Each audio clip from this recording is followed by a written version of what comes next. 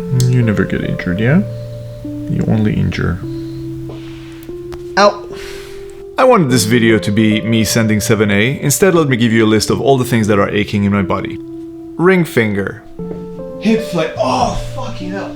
Hip flexor. My shoulder.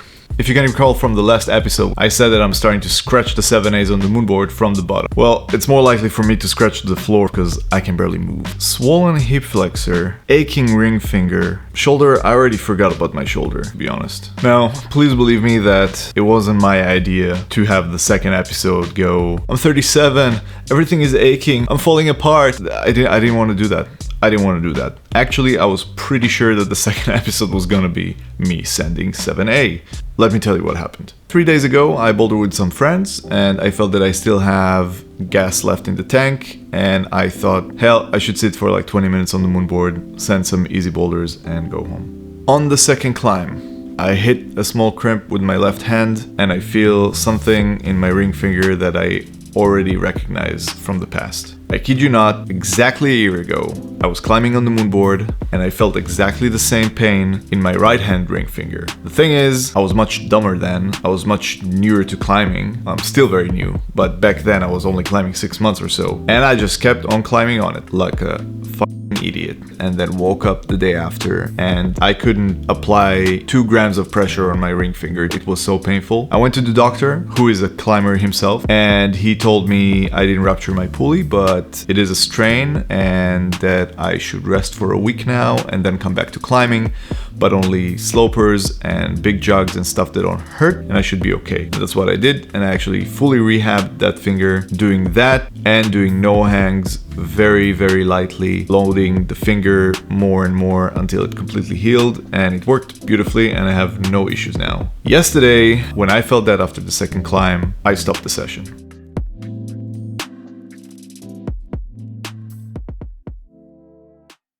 Yeah, so this is day 2 and I'm gonna try and apply a little bit of pressure on the hangboard, feet on the ground, fully on the ground, and see how it feels. The finger feels a bit better today, but I should take it very easy. So let's see what's up. This is the bad hand. Let's hope I'm not like gonna strain my armpits or something. Ooh, let's go. Oh, yeah, okay. 2, 4, 5, 6, 7, 8. That was pretty painful.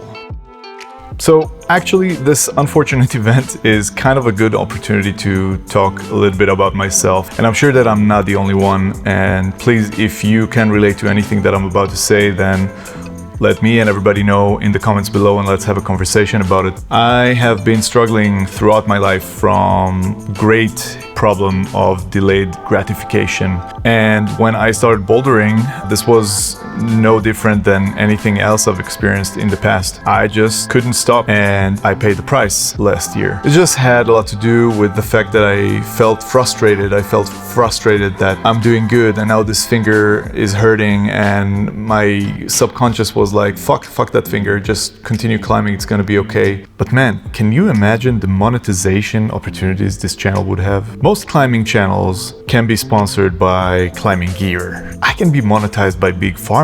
I could be monetized by hip replacements. This is fantastic. So for me, this is actually a big milestone. It might actually be a bigger milestone than sending any kind of grade on the moonboard, because this is personal development, because I proved to myself that I have matured when it comes to climbing and when it comes to doing sports. And I know that this might sound pretty banal to most of you because you don't have any problem with just stopping. But there's no way I'm the only one who's experiencing this issue. So for all of you folk out there that also have issues with stopping when you really need to, I know the struggle is real, but it is worth it, because the frustration you feel by not climbing for 2 months is much greater than the frustration I felt when I had to cut the moonboard sesh short.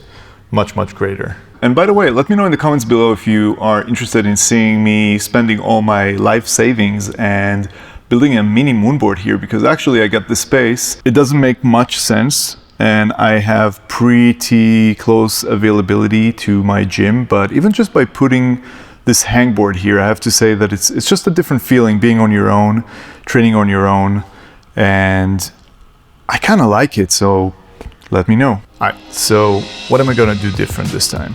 Honestly, not so much. It's still a very good time to work on technique and endurance, which I feel I'm lacking in both perspectives. I think at the moment, mobility and flexibility is something that is holding me back quite a bit.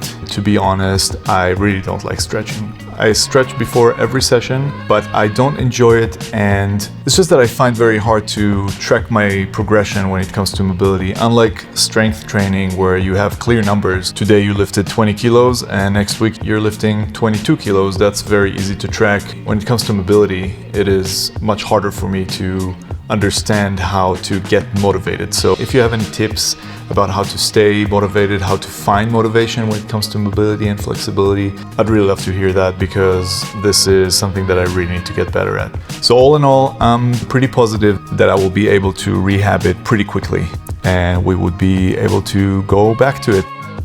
Alright folks, so just a little update before we wrap this one up. It's been a day and a half since I recorded all the rest of the video. And today I went climbing for the first time, and everything was much better than expected.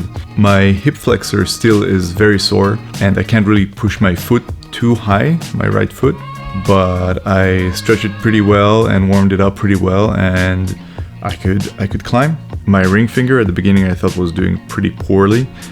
On the hangboard it didn't feel very well, I couldn't get my feet off the ground. But then I started climbing on the circuit board, working on some endurance, and pretty soon the pain was completely gone, which I understand has something to do with warming up the tendons and whatnot. And it doesn't mean that my injury is healed, and it definitely means that I need to take it slow now and not rush into it and think, oh great, I feel wonderful, this doesn't ache at all, let's go jump on the moonboard. No, but I was very happy that I could climb at least, and I had a lot of fun today. So that's it. If you want to see more of my journey, please subscribe to the channel. At this very early point, every subscriber counts. Above all, it just gives me motivation to know that there are people who actually want to see what I'm up to. So thank you, take care, and in the meanwhile, just keep at it.